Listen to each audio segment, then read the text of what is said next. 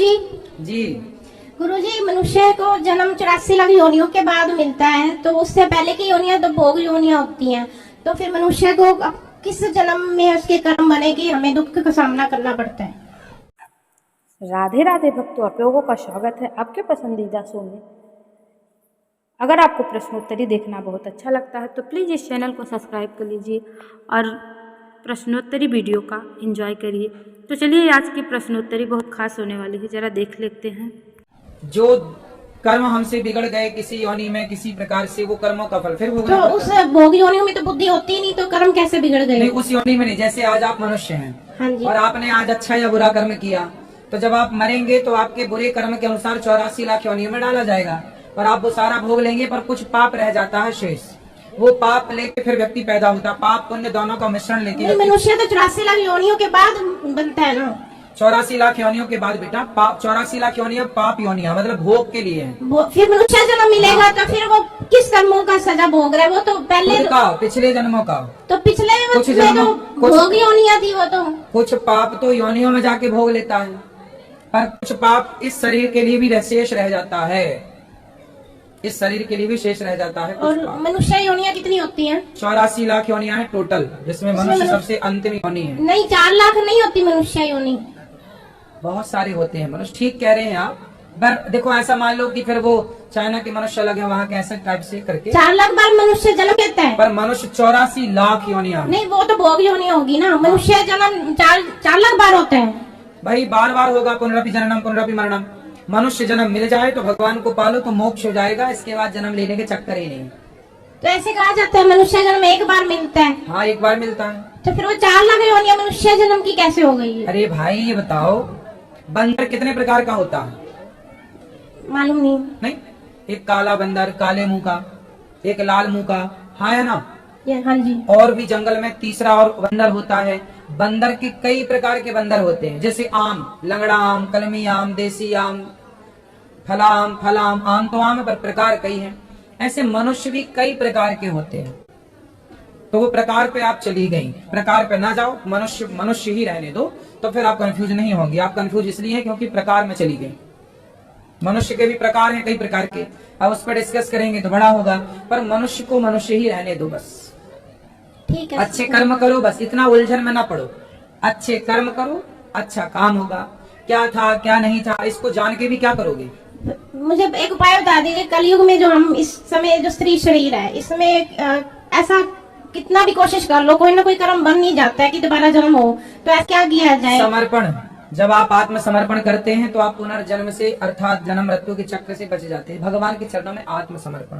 ठीक है। राधे राधे गुरु जी। खुश रहिए। ठीक, मेरा नाम राजकिशोर राउत, मैं उड़ीसा से आया हूँ। बताओ। मैं आपका टीवी में हर टाइम देखता हूँ प्रवचन, मेरे को बहुत अच्छा लगता है। हाँ। और यहाँ से कभी आने के लिए मौका मिला तो मैं आया। आपका जो प्रवचन है वहाँ से मेरे को बहुत अच्छा मेमोरियल, जैसे कि आदमी का संसार का कल्याण हो जाता है, इसी से सब सुख मिलता है।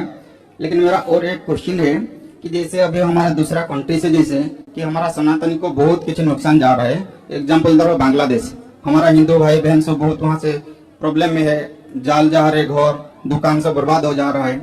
यहाँ से भी ऐसे हमारा इंडिया स्थिति क्या होने वाला है फ्यूचर, जैसे कि हम चाहते हैं कि सब सारे कॉजेस हमारा हिंदुस्तान सनातन को खतरा करने के लिए दूसरा नोट जीबी, वोट जीबी, आतंकवादी, ऐसे सब आ रहा है। मैं सोच रहा हूँ जैसे मैं मेरा रिसर्च में प्लान करता हूँ कि उनका सारे कॉजेस, जैसे कि हमारा दूसरा कंट्री से घुसपैठी, आतंकवाद होता है, और यहाँ से हमारा कंट्री का अंदर में रह करके हमारा देश के लिए खतरा बनाता है। क्योंकि आप ऐसे जो प्रवचन सुनाते तो सारा कोटि जन समाज को प्रचार हो जाता है।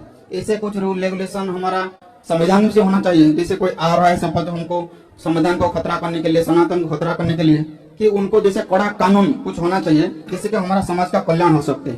ऐसे तो हम तो अकेला चाहने से कोई नहीं हो पाएगा।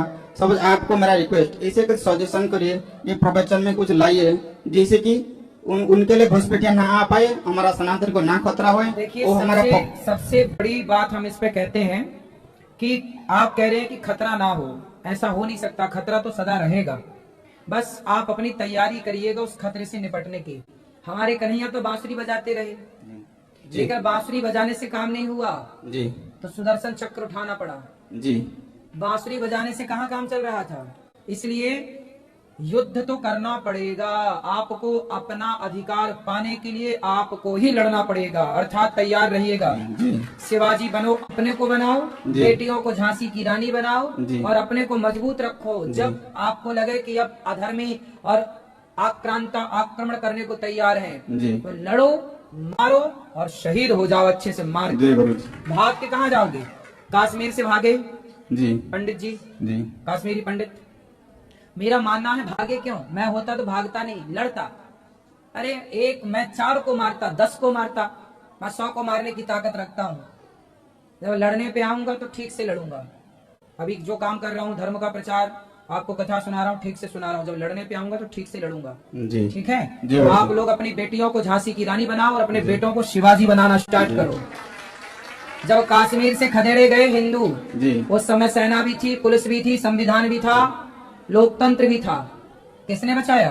कोई नहीं बचा पाया। फिर इसलिए अपनी लड़ाई खुद को लड़नी पड़ेगी। योद्धा जो होगा अपनी लड़ाई स्वयं। जब महाराणा प्रताप लड़े तो महाराणा प्रताप का साथ किसने दिया? जंगल के कोल भीलों ने दिया, लोगों ने नहीं दिया, बहुत लोगों ने नहीं दिया, खुद लड़ना पड़ा। इसलिए कहता हूँ अपनी लड़ाई सबको खुद लड़नी पड़ेगी। इसलिए अपने अपने को तैयार रखो, शिवाजी बना के रखो, अपने को महाराणा प्रताप बनाओ, मस्त बनाओ, बेटियों को बचपन से फौलादी बनाओ। ऐसे संस्कार दो, 4-6 छोरों को यूं ही निपटा दे। जय गुरु जी, धन्यवाद आपको, कोटि कोटि प्रणाम। मैं मुकेश बारिक बरगसपुर से, बताओ। महासमुंद जिला। मैं अपनी माँ के याद से आया हूँ यहाँ। मेरी माँ गुजर चुकी है 1 साल पहले। वो भी आनी चाहती थी वृंदावन जी। आपके बहुत बड़े भक्त थी वो, टीवी पर देख देख के आपके भक्त बन गए वो जी। आपके याद बहुत करती थी वो। वृंदावन चलो जाएंगे बोलने से कब जाएंगे वैसे करके वो गुजर चुकी है।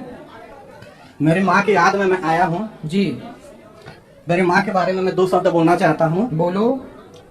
आपके बहुत बड़े भक्त थे गुरुजी। अच्छा। जाने वाले कभी लौट के नहीं आते, जाने वालों की खाली याद आती है माँ। माँ कब गई आपकी माँ?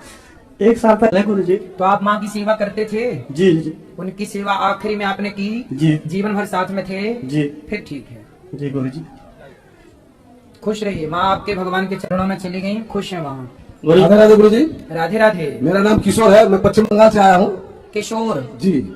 मैं गुरु जी एकादशी का उपवास लेता हूँ, लेकिन मैं शुगर का पेशेंट हूँ, तो मैं श्यामा चावल खा देता हूँ, तो खाना ठीक होगा? सामा चावल जी के समा के चावल, समा के चावल जो पता था। लोग खाते हैं, पर देखो एकादशी के दिन चावल क्यों खाना? सीधा है, आप फल खाओ। आपको फल क्यों नहीं खाना? मैं शुगर का पेशेंट होता है गुरु जी। काय का पेशेंट? शुगर जी। तो शुगर के पेशेंट हो तो आप चने दाल अंकुरित करके खाओ ना, केला खाओ। शुगर के पेशेंट है तो ये तो अच्छी चीज है। अब ज्यादा भूख लग जाता है गुरु जी, माथा चक्कर आ जाता है। अरे चक्कर नहीं आएगा, चने खाओ। हम भूखा मरने को थोड़ी कह रहे हैं। 1 किलो चने खा लेना, भगवान इतने सारे ना मरोगे। 1 किलो चने खाना अंकुरित करके, इतनी सारी दालें खा लेना, खाने को थोड़ी मना कर रहे हैं। लेकिन अच्छा आप एकादशी की बात कर रहे हैं। जी जी। पपीता खाओ, केला खाओ, और भी फल हैं वो, बादाम खाओ, इतनी सारी बादाम खा लिया करो जी गुरु जी। काजू खा लिया करो जी गुरु जी। राधे राधे। ठीक है। राधे राधे गुरुजी। मेरा नाम अभिषेक है, मैं लखनऊ से आया हूँ। हाँ गुरुजी, हमारे घर में लड्डू गोपाल की भी सेवा होती है और हम मतलब कि शिवलिंग भी हमने अपने घर में रखा है। हाँ। दोनों सेवाएं करते हैं। तो गुरुजी बस एक शंका ये है कि जैसे कि मैं अभी मैं बाकी बिहारी जी के भी मंदिर में गया था, तो जब मैं उनके सामने हाथ जोड़ रहा था तो मैं जैसे बोला कि जय श्री कृष्ण, जय राधा रानी, और उसके बाद मेरे अंदर से आवाज आती है ओम नमः शिवाय या फिर श्री शिवाय नमस्तुभ्यम। सही है। तो क्या इसको मुझे सुधार करना चाहिए क्योंकि मैं राधा रानी और श्री कृष्ण जी के मंदिर में हूँ, या फिर ये ऐसे ही चलने दूं? ठीक है। भगवान देखो, आप लोग कंफ्यूज होते हैं जी। भगवान शिव और कृष्ण ये 2 नहीं है, एक तत्व है। रूप 2 है, व्यवहार में दिखते 2 हैं, पर तत्व एक है। हरि हरि और न भेदा। ठीक है। तो भक्तों, आज की प्रश्नोत्तरी आपको कैसी लगी कमेंट में ज़रूर बताना। अच्छी लगी हो तो लाइक कर देना, चैनल पे नए हो तो सब्सक्राइब करके वीडियो को शेयर कर देना और कमेंट में राधे राधे ज़रूर लिख देना।